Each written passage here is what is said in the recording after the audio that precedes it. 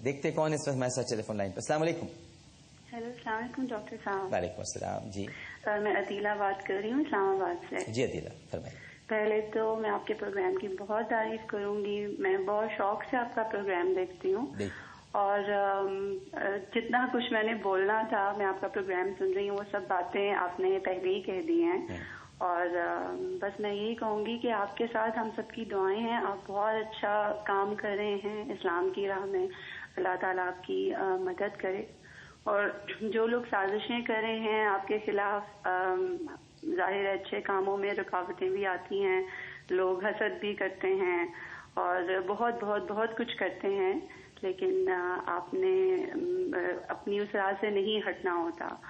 اور آپ کا پروگرام سب بہت شوق سے دیکھتے ہیں. میں اپنے ملنے والوں سے، جاننے والوں سے سب کو یہی بتاتی ہوں کہ میں ڈاکٹر عامر لیاقت کا پروگرام بہت شوق سے دیکھتی ہوں.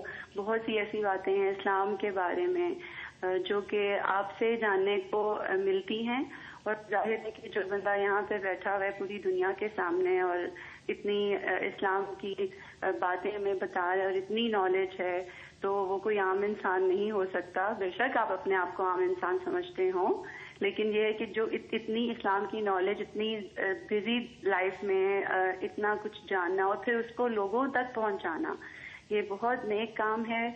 اور مجھے بہت ہی دکھ اور افسوس ہوا، جیسا کہ میں یہ سوچتی ہوں کہ آپ اسلام کے جس کام میں رمضان کے پہلے روزے سے ہیں اور آپ سو نہیں پا رہے، آپ کی نیند نہیں پوری ہو پا رہی ایکسکیوز می.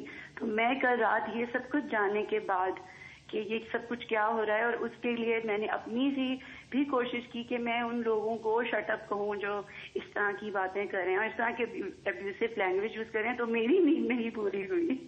تو وہ بھی ایک اسلام کے لیے میں نے اپنے لیے، اگر آپ کے لیے کچھ کرنا چاہا تو وہ میری طرف سے بھی ایک کوشش تھی کہ ان لوگوں کو چپ کرایا جائے. لیکن بہتر یہی ہے کہ آپ کی بات بالکل درست ہے کہ جو بھی وہ نقلی باتیں یا جو بھی تھا ڈبنگ ہے، میں نے تو اس کی طرف دھیان بھی نہیں دیا.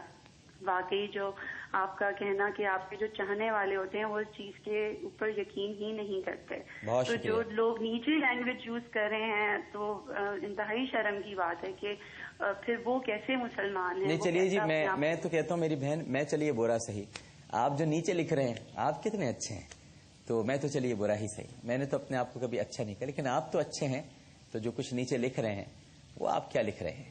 اور پھر سب سے بڑی بات یہ ہے، میں 10 برسوں سے میرا ساتھ ہے اس رمضان المبارک، یعنی رمضان المبارک میرا اور آپ کا ساتھ ہے، اور اللہ اس کے رسول کی باتیں میرا آپ کا ساتھ ہے.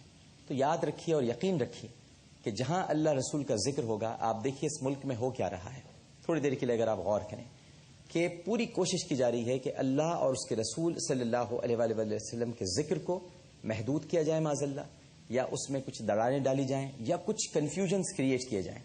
اب آپ یہ دیکھ لیجئے کہ ایک پرانا چینل جہاں میں کبھی ہوا کرتا تھا، اس کے وہ پرانے کلپ نکال کر اس کی ڈبنگ شبنگ کر کے، مطلب بڑی انتہائی کیلکولیٹڈ ایڈٹ کر کے اس کو پیش کرنا.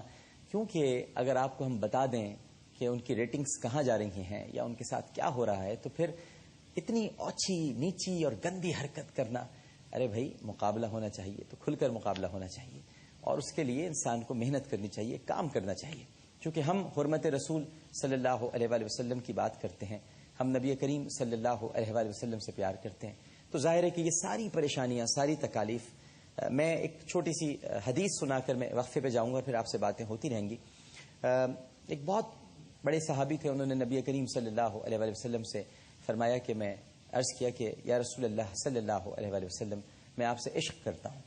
3 مرتبہ آپ نے کہا، تو آپ اس وقت وضو کر رہے تھے اور وضو کا پانی نشیب کی طرف جا رہا تھا. جب 3 مرتبہ آپ کہہ چکے تو آپ نے ارشاد فرمایا کہ اگر تم مجھ سے عشق کرتے ہو اور واقعی اپنے دعوے میں سچے ہو، تو دیکھو میرے وضو کا پانی جس تیزی سے نشیب میں جا رہا ہے، پریشانیاں اور تکالیف اسی تیزی سے تمہاری طرف آئیں گی.